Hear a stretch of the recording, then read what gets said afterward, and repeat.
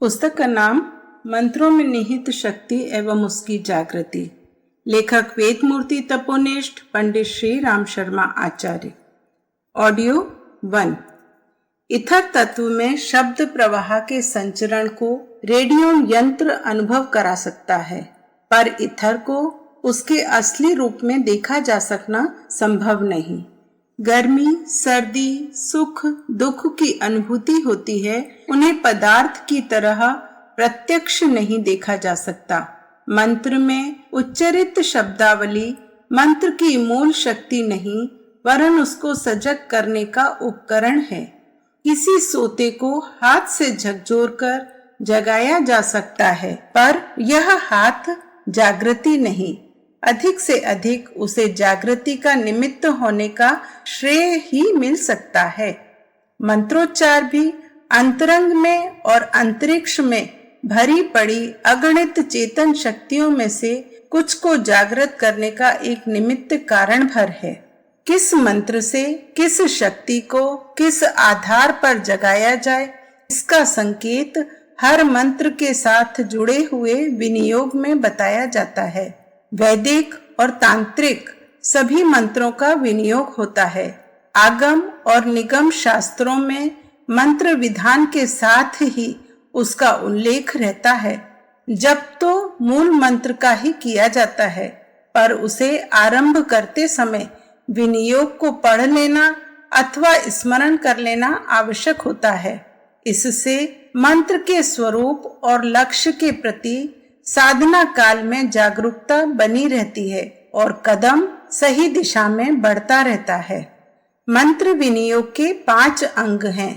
पहला ऋषि, दूसरा छंद, तीसरा देवता, चौथा बीज और 5वां तत्व।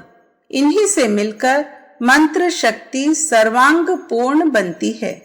ऋषि तत्व का संकेत है मार्गदर्शक गुरु, ऐसा व्यक्ति जिसने उस मंत्र में पारंगतता प्राप्त की हो। सर्जरी, संगीत जैसे क्रियाकलाप अनुभवी शिक्षक ही सिखा सकता है। पुस्तकीय ज्ञान से नौकायान नहीं सीखा जा सकता। इसके लिए किसी मल्लाह का प्रत्यक्ष पथ प्रदर्शन चाहिए। चिकित्सा ग्रंथ और औषधि भंडार उपलब्ध रहने पर भी चिकित्सक की आवश्यकता रहती है। विभिन्न मनोभूमियों के कारण साधना पथिकों के मार्ग में भी कई प्रकार के उतार चढ़ाव आते हैं। उस स्थिति में सही निर्देशन और उलझनों का समाधान केवल वही कर सकता है जो उस विषय में पारंगत हो। छंद का अर्थ है लय। वाक्य में प्रयुक्त होने वाली पिंगल प्रक्रिया के आधार पर भी छंदों का वर्गीकरण होता है। यहाँ उसका कोई प्रयोजन नहीं। मंत्र रचना में काव्य प्रक्रिया अनिवार्य नहीं है। हो भी तो उसके न जानने से कुछ बनता बिगड़ता नहीं। यहाँ लय को ही छंद समझा जाना चाहिए। किस स्वर में, किस क्रम में, किस उतार चढ़ाव के साथ मंत्रोच्चारण किया जाए, यह एक स्वतंत्र शास्त्र है। सितार में तार तो उतने ही होते हैं, उंगलियां चलाने का क्रम भी हर वादन में चलता है, पर बजाने वाले का कौशल तारों पर आघात करने के क्रम में हेर फेर करके विभिन्न राग रागनियों का ध्वनि प्रवाह उत्पन्न करता है। मानसिक, वाचिक, उपांशु, उदात्त, अनुदात्त, स्वरित ही नहीं, मंत्रोच्चार के और भी भेद प्रभेद हैं, जिनके आधार पर उसी मंत्र द्वारा अनेक प्रकार की प्रतिक्रियाएं उत्पन्न की जा सकती हैं। ध्वनि तरंगों के कंपन इस लय पर ही निर्भर हैं। साधना विज्ञान में इसे यति कहा जाता है। मंत्रों की एक यति सबके लिए उचित नहीं। व्यक्ति की स्थिति और उसकी आकांक्षा को ध्यान में रखकर यति का लय का निर्धारण करना पड़ता है। साधक को उचित है कि मंत्र साधना में प्रवृत्त होने से पूर्व अपने लिए उपयुक्त छंद की लय का निर्धारण कर ले।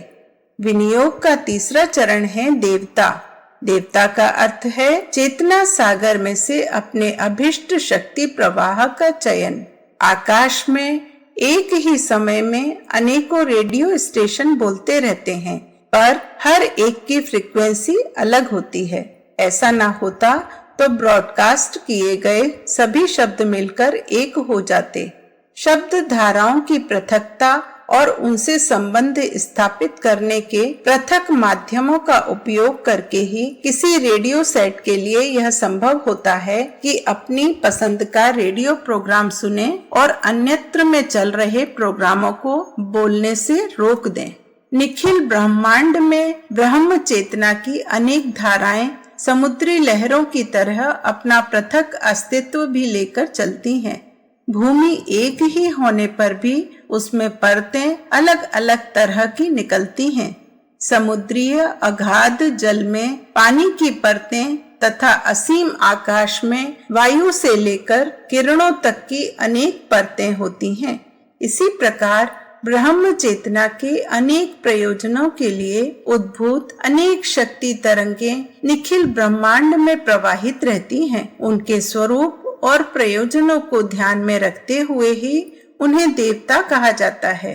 साकार उपासना पक्ष देवताओं की अलंकारिक प्रतिमा भी बना लेता है और निराकार पक्ष प्रकाश किरणों के रूप में उसको पकड़ता है।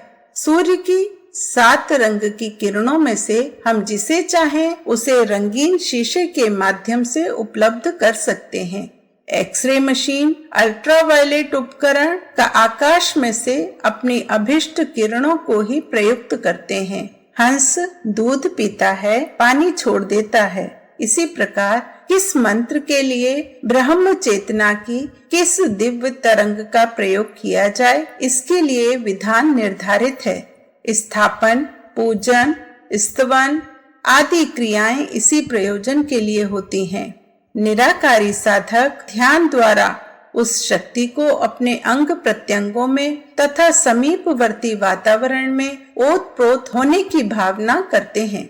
इसके लिए देव संपर्क का क्या तरीका ठीक रहेगा, यह निश्चय करके ही मंत्र साधक को प्रगति पथ पर अग्रसर होना होता है।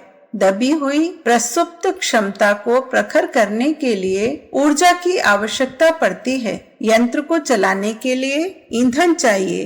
हाथ या पैर से चलने वाले यंत्रों के लिए ना सही, उन्हें चलाने हाथ पैरों को काम करते रहने के लिए ऊर्जा की जरूरत रहती है। यह तापमान जुटाने पर ही यंत्र काम करते हैं। मंत्रों की सफलता भी इसी ऊर्जा उत्पादन पर निर्भर है।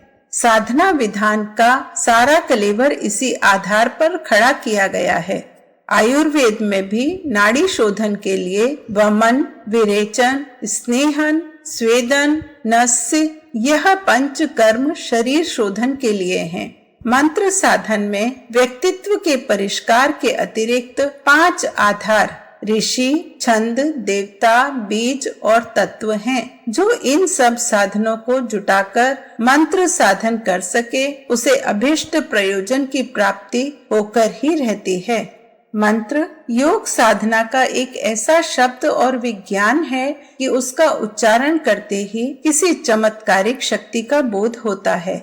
ऐसी धारणा है कि प्राचीन काल के योगी, ऋषि और तत्वदर्शी महापुरुषों ने मंत्र बल से पृथ्वी, देवलोक और ब्रह्मांड की अनंत शक्तियों पर विजय पाई थी। मंत्र शक्ति के प्रभाव से वे इतने समर्थ बन गए थे कि इच्छानुसार किसी भी पदार्थ का हस्तांतरण, शक्ति को पदार्थ को शक्ति में बदल देते थे। शाप और वरदान मंत्र का ही प्रभाव माना जाता है।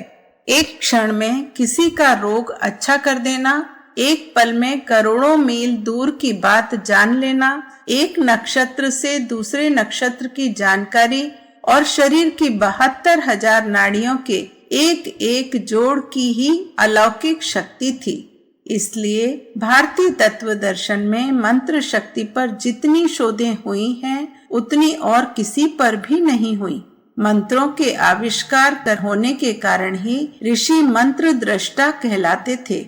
वेद और कुछ नहीं एक प्रकार के मंत्र विज्ञान है जिनमें विराट ब्रह्मांड की उन अलौकिक सूक्ष्म और चेतन सत्ताओं और शक्तियों तक से संबंध स्थापित करने के गूढ़ रहस्य दिए हुए हैं जिनके संबंध में विज्ञान अभी क ख ग भी नहीं जानता। मंत्र का सीधा संबंध उच्चारण या ध्वनि से है, इसलिए इसे ध्वनि विज्ञान भी कह सकते हैं। अब तक इस दिशा में जो वैज्ञानिक अनुसंधान हुए और निष्कर्ष निकले वह यह बताते हैं कि सामान्य भारतीय मंत्र शक्ति पर भले ही विश्वास ना करें, पर वैज्ञानिक अब उसी दिशा में अग्रसर हो रहे हैं। वह समय समीप ही है जब ध्वनि विज्ञान की उन्नति ऋषियों जैसे ही कौतुक वर्धक कार्य करने लगेगी। उदाहरण के लिए ट्रांसड्यूसर यंत्र से सूक्ष्म शब्द को व्यापक बनाया जा सकता है। वह शब्द की कर्णातीत शक्ति का ही फल है। मंत्रों में 4 शक्तियां मानी गई हैं। पहला प्रामाण्य शक्ति, दूसरा फल प्रदान शक्ति, तीसरा बहुलीकरण की शक्ति, चौथा आयातयामता शक्ति। इसका विवेचन महर्षि जैमिनी ने पूर्व मीमांसा में किया है। उनके कथनानुसार मंत्रों की प्रामाण्य शक्ति वह है जिसके अनुसार शिक्षा, संबोधन, आदेश का समावेश रहता है। इसे शब्दार्थों से संबंधित कह सकते हैं। कुंड, समिध, पात्रपीठ, आज्य, चरु, हवि, पीठ आदि को अभिमंत्रित करके उनके सूक्ष्म प्राणों को प्रखर करने का विधान मंत्रोच्चार, कर्मकांड, न्यास, ऋत्विजों का मनोयोग, ब्रह्मचर्य, तप, आहार आदि विधि विधान से मंत्र की फलदायिनी शक्ति सजग होती है। सकाम कर्मों में मंत्र की यही शक्ति विभिन्न क्रिया कृत्यों के सहारे सजग होती है और अभिष्ट प्रयोजन पूरे करती है। तीसरी शक्ति है बहुलीकरण, अर्थात थोड़े को बहुल बनाना। यज्ञ में होमा हुआ जरा सा पदार्थ वायुभूत होकर समस्त विश्व में फैल जाता है। पानी के ऊपर जरा सा तेल डाल देने से पानी की सारी सतह पर फैल जाता है। तनिक सा विष सारे शरीर में फैल जाता है। उसी प्रकार साधक का शरीर मंत्रोच्चार एवं साधन में काम आने वाले अंग जरा से होते हैं, पर उनके घर्षण से उत्पन्न शक्ति दिया सलाई से निकलने वाली चिंगारी की तरह नगण्य होते हुए भी दावानल बन जाने की सामर्थ्य से ओतप्रोत रहती है। एक व्यक्ति की मंत्र साधना अनेक व्यक्तियों को तथा पदार्थों को, परमाणु जीवाणुओं को प्रभावित करती है, तो यह बहुलीकरण शक्ति ही काम कर रही होती है।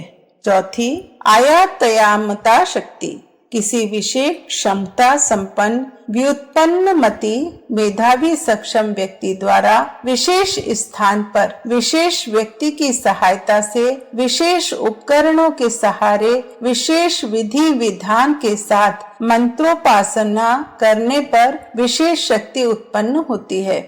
विश्वामित्र और परशुराम ने गायत्री मंत्र की साधना विशेष प्रयोजन के लिए विशेष विधि विधानों के साथ की थी और उससे उन्होंने अभिष्ट परिणाम भी प्राप्त किए। दशरथ जी का उत्कृष्टि यज्ञ वशिष्ठ जी पूरा न करा सके, तब श्रृंगी ऋषि ने उसे संपन्न कराया। यह श्रृंगी ऋषि की आयातयामता शक्ति ही थी। कौत्स मुनि ने मंत्रों को अनर्थक माना है। अनर्थक का अर्थ यह है कि उसके अर्थ को नहीं, ध्वनि प्रवाह को, शब्द गुंथन को महत्व दिया जाना चाहिए। ह्रीम, श्रीम, क्लीम, ऐम आदि बीज मंत्रों के अर्थ से नहीं, ध्वनि से ही प्रयोजन सिद्ध होता है। नैषध चरित्र के 13वें सर्ग में उसके उल्लेख ने इस रहस्य का और भी स्पष्ट उद्घाटन किया है। संगीत का शारीरिक मानसिक स्वास्थ्य पर जो असाधारण प्रभाव पड़ता है, उससे समस्त विज्ञान जगत परिचित है। शब्द शक्ति का स्फोट मंत्र शक्ति की रहस्यमय प्रक्रिया है। अणु विस्फोट से उत्पन्न होने वाली भयावह शक्ति की जानकारी हम सभी को है। शब्द की एक शक्ति सत्ता है। उसके कंपन भी चिरंतर घटकों के सम्मिश्रण से बनते हैं। इन शब्द कंपन घटकों का विस्फोट भी अणु विखंडन की तरह ही हो सकता है। मंत्र योग साधना के उपचारों के पीछे लगभग वैसी ही विधि व्यवस्था रहती है। मंत्रों की शब्द रचना का गठन तत्वदर्शी मनीषी तथा दिव्य दृष्टा मनीषियों ने इस प्रकार किया है कि उसका उपात्मक, होमात्मक तथा दूसरे तप साधनों एवं कर्म कांडों के सहारे अभिष्ट स्फोट किया जा सके। वर्तमान बोलचाल में विस्फोट शब्द जिस अर्थ में प्रयुक्त होता है, लगभग उसी में संस्कृत में विस्फोट का भी प्रयोग किया जाता है। मंत्राराधना वस्तुतः शब्द शक्ति का विस्फोट ही है। शब्द स्फोट से ऐसी ध्वनि तरंगें उत्पन्न होती हैं जिन्हें कानों की श्रवण शक्ति से बाहर की कहा जा सकता है। शब्द आकाश का विषय है, इसलिए तांत्रिक का कार्य क्षेत्र आकाश तत्व रहता है। योगी वायु उपासक हैं, उसे प्राण शक्ति का संचय वायु के माध्यम से करना पड़ता है। इस दृष्टि से मांत्रिक को योगी से भी वरिष्ठ कहा जा सकता है। सच्चा मांत्रिक योगी से कम नहीं वरन कुछ अधिक ही शक्तिशाली हो सकता है। मंत्र आराधना में शब्द शक्ति का विस्फोट होता है। विस्फोट में गुणन शक्ति है। मंत्र में सर्वप्रथम देव स्थापन की सघन निष्ठा उत्पन्न की जाती है। यह भाव चुंबकत्व है। श्रद्धा शक्ति उद्भव का प्रथम चरण है। इस आरंभिक उपार्जन का शक्ति गुणन करती चली जाती है और छोटा सा बीज विशाल वृक्ष बन जाता है। विचार का चुंबकत्व सर्वविदित है। इष्ट देव की मंत्र अधिपति की शक्ति एवं विशेषताओं का स्तवन पूजन के साथ स्मरण किया जाता है और अपने विश्वास से उसमें सर्व शक्ति सत्ता एवं अनुग्रह पर विश्वास जमाया जाता है। निर्धारित कर्मकांड विधि विधान के द्वारा तथा तप साधना कष्ट साध्य तितिक्षा के द्वारा मंत्र की गुह शक्ति के करतलगत हो जाने का भरोसा दीर्घकालीन साधना द्वारा साधक के मनहक क्षेत्र में परिपक्व बनता है। यह सब निष्ठाएं मिलकर मंत्र की भाव प्रक्रिया को परिपूर्ण चुंबकत्व से परिपूर्ण कर देती हैं। मंत्र से दो व्रत बनते हैं, एक को भाव व्रत और दूसरे को ध्वनि व्रत कह सकते हैं। लगातार की गति अंततः एक गोलाई में घूमने लगती है। ग्रह नक्षत्रों का अपने अपने अयन व्रत पर घूमने लगना इसी तथ्य से संभव हो सका है कि गति क्रमशः गोलाई में मुड़ती चली जाती है। मंत्र जप में नियत शब्दों को निर्धारित क्रम से देर तक निरंतर उच्चारण करना पड़ता है। जप यही तो है। इस गति प्रवाह के दो आधार हैं, एक भाव और दूसरा शब्द।